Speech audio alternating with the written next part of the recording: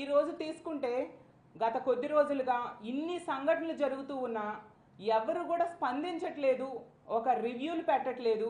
నిన్ననే cabinet meeting అయింది, cabinet మీటింగ్లో దీని మీద ఎందుకు చర్చించలేదు, ఏం చర్యలు తీసుకుంటామో అని ఏ విషయం కూడా మాట్లాడిన పరిస్థితి.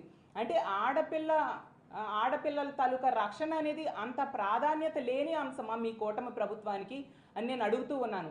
అసలు ఆడపిల్లలు అనే వాళ్ళు ఉన్న ప్రతి ఇంట్లో కూడా ఈరోజు వణికిపోతూ ఉన్న పరిస్థితిని మీరు కల్పించారు. అసలు తీసుకుంటే చంద్రబాబు నాయుడు గారైనా, పవన్ కళ్యాణ్ గారైనా, లోకేష్ గారైనా అంబానీ లాంటి వాళ్ళ ఇళ్లలో పెళ్ళిళ్ళకి వెళ్ళారు, తప్పులేదు. కానీ అదే విధంగా మన రాష్ట్రంలో ఇన్ని సంఘటనలు జరుగుతున్నాయి కదా, వాళ్ళ కుటుంబాలకి పరామర్శకు వెళ్ళాలనేసి మీకు గుర్తుకు రాలేదా అని నేను అడుగుతూ ఉన్నాను. హోమ్ మినిస్టర్ గారు అయితే ఈ కూటమి ప్రభుత్వం అధికారంలోకి వచ్చిన వెంటనే ఆవిడ చెప్పారు, మా కూటమి ప్రభుత్వం అధికారంలోకి వచ్చింది, ఈ రాష్ట్రంలో ఉన్న ఆడపిల్లలందరూ కూడా ప్రశాంతంగా నిద్రపోవచ్చు అని చెప్పి. ఎక్కడ నిద్రపోతూ ఉన్నారు? హోమ్ మినిస్టర్ గారి సొంత నియోజకవర్గంలోనే మనం చూసాం, ఇద్దరు ఆడోళ్ళకి బట్టలు చించి తెలుగుదేశం పార్టీ నాయకులు కార్యకర్తలే కొట్టారు. అలాగే పక్క నియోజకవర్గం, అదే జిల్లా అనకాపల్లి జిల్లా పక్క నియోజకవర్గం రాంబిల్లి మండలంలో దర్శిని అనే అమ్మాయికి గొంతు కోసి చంపేశాడు. అసలు ఆ చంపిన సురేష్ అనే వ్యక్తి పోక్సో కేసు కింద అరెస్ట్ అయ్యి విడుదలైతే ఈ దర్శిని కుటుంబ సభ్యులు 3 సార్లు దర్శిని తాలూకా తండ్రి వెళ్ళి పోలీస్ స్టేషన్లో కంప్లైంట్ ఇచ్చాడు. ఇతను మళ్ళీ బయటకు వచ్చాడు, మా అమ్మాయిని మళ్ళీ వేధిస్తున్నాడు అంటే కనీసం అక్కడ పోలీస్ సిబ్బంది కానీ ఎస్ఐ కానీ స్పందించిన పరిస్థితి. దాన్ని అలుసుగా తీసుకొని ఆ దుర్మార్గుడు ఇంటికి వచ్చి మరీ గొంతు కోసి చంపేశాడంటే మనం అర్థం చేసుకోవచ్చు ఎంత ఘోరంగా ఇక్కడ ప్రభుత్వం కానీ పోలీస్ వ్యవస్థ కానీ ఉంది అనేసి.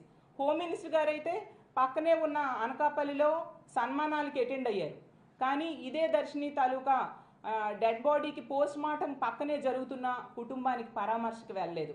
అంటే ఎంత నిర్లక్ష్యంగా వీళ్ళందరూ వ్యవహరిస్తూ ఉన్నారో మనం అర్థం చేసుకోవచ్చు. అలాగే అసలు లా అండ్ ఆర్డర్ ఇంతగా దెబ్బతినడానికి కారణం ఏంటంటే ఈ కూటమి ప్రభుత్వం అధికారంలోకి వచ్చిన దగ్గర నుంచి చూస్తూ ఉన్నాను, వీళ్ళు ఎంతసేపు వైఎస్ఆర్ కాంగ్రెస్ పార్టీ నాయకుల మీద కక్ష సాధింపులు చేద్దాము, వాళ్ళ బిల్డింగ్స్ లాంటివి ఎలా కూలగొడదాము, ఏ విధంగా వాళ్ళ మీద కేసులు పెడదాము, జగన్మోహన్ రెడ్డి గారి మీదో మాజీ మంత్రుల మీదో ఎమ్మెల్యేల మీదో ఏ విధంగా కేసులు పెడదాం అన్న దాని మీద దృష్టి పెట్టారు తప్ప వివక్ష లేకుండా పరిపాలించాలి అనే దాని మీద ఏ కోసైనా దృష్టి పెట్టని పరిస్థితి మనం చూసాం.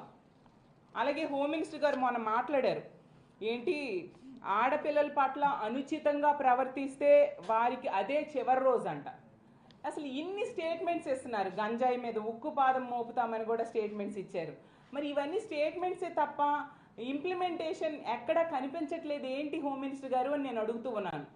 నిజంగా ఇవన్నీ మీరు చక్కగా ఇంప్లిమెంట్ చేస్తే నెక్స్ట్ డే నుంచి ఇలాంటి దుర్మార్గమైన సంఘటనలు జరగవు కదా. ఇలాంటి సంఘటనలు జరగకుండా ఉండడం కోసమే ఆ రోజు జగన్మోహన్ రెడ్డి గారు దిశ చట్టం, దిశ యాప్ తీసుకురావడం జరిగింది. దిశ యాప్ ద్వారా 1,30,00,000 మంది ఆడవాళ్ళు తమ ఫోన్లో దిశ యాప్ని డౌన్లోడ్ చేసుకోవడం జరిగింది. దిశ చట్టం కేంద్రంలో పెండింగ్లో ఉన్నా కూడా అందులో ఉన్న అంశాలన్నీ కూడా మన రాష్ట్రంలో ఇంప్లిమెంట్ చేశారు. 18 దిశ పోలీస్ స్టేషన్స్ తీసుకురావడం అయితేనేమి, అలాగే ఫాస్ట్ ట్రాక్ కోర్టులు ఏర్పాటు చేశారు, అలాగే ఫోక్సో కోర్టులు ఏర్పాటు చేయడం జరిగింది.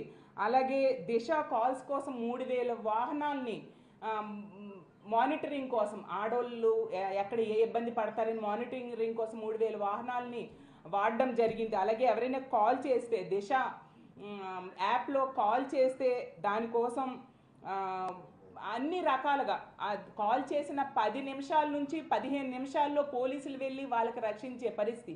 ఆ విధంగా రాష్ట్రంలో 2,800 మంది మహిళల్ని, ఆడపిల్లల్ని దిశ యాప్ ద్వారా రక్షించడం మనం చూసాం. అలాగే